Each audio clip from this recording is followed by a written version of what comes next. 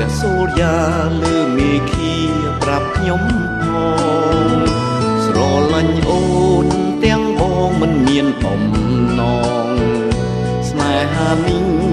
គឺអូនបង្រៀនរូបបងទោះជាគ្រាស្របំប្រងអូននឹងបងបានចងក្រងក្តីស្នេហាពិត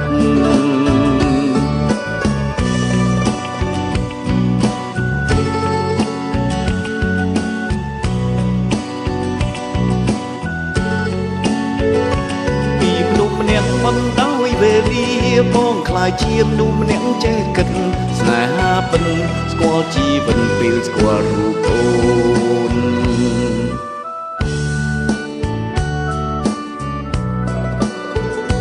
ព្រោះរូបអូនបងលែងមើលងាយក្តីស្នេហ៍ពួកយើងជាស្នេហ៍ពិនព្រំលីខិតមិនអាណិតទេពេលវេលានៅក្បែរគ្នាមានកំណត់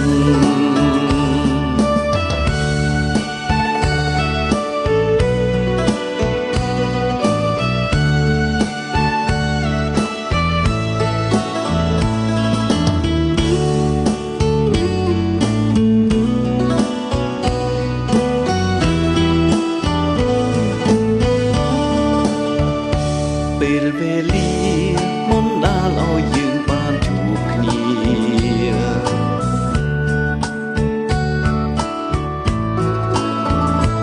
ដោយចៃដន្យឬនិស័យដោយនិស័យឬកម្មពីព្រះសូរ្យាលើមេឃា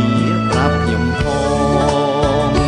រឿងគ្រប់យ៉ាងគឺជាវាសនាមិនស្ដាយក្រោយនឹងសាងស្នេហាកាន់បីគ្នាឆ្លងវដ្តសង្សារស្នេហាពិត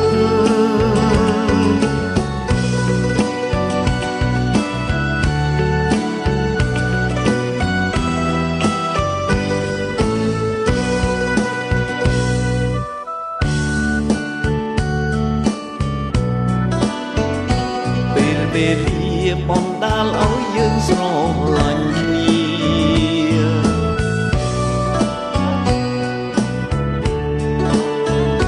ព្រះសូរ្យាលើមេឃាប្រាប់ខ្ញុំផងរឿងគ្រប់យ៉ាងគឺជាវាសនាមិនស្ដាយក្រោយនឹងសាលស្នេហាកាន់ដៃគ្នាឆ្លងវដ្តសង្សារស្នេហាពិត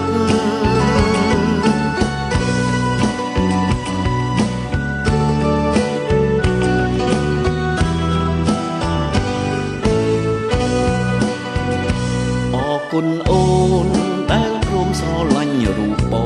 ង